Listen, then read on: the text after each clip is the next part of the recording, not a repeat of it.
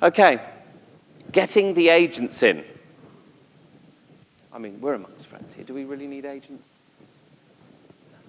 Oh, we do. Sorry. That's the bad news. We really do. Remember, they're a third party, a valuable third party to the transaction.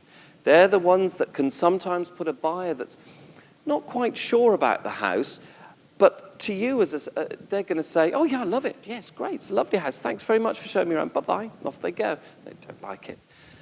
But what they were actually thinking is they didn't like the kitchen and the configuration of the meals there and that sort of thing. They'll tell an agent that.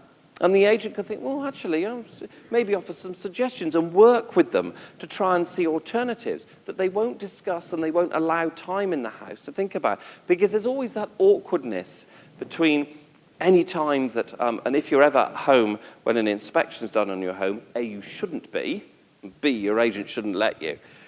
But there's always that sort of tricky moment of seller and buyer passing. Oh, yes, we're just going out now. And they're looking each other up and down. See how desperate the seller is, you know. Oh, gosh, those clothes are quite new. That's no good.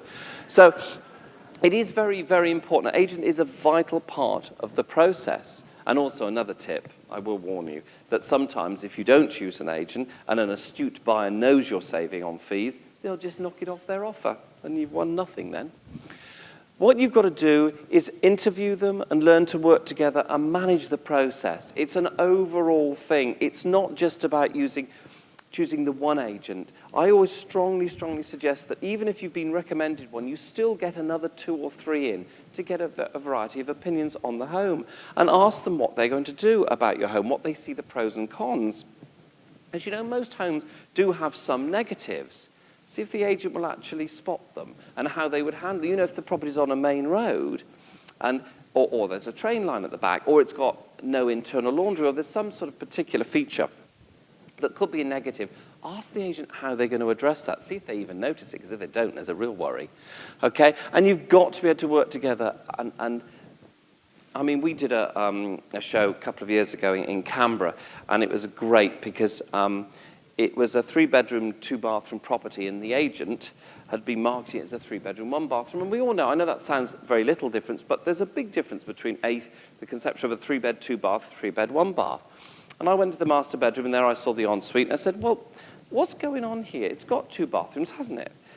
And they both said, the homeowners said, well, yes. I said, well, why is it not in the adverts as a 2-bath?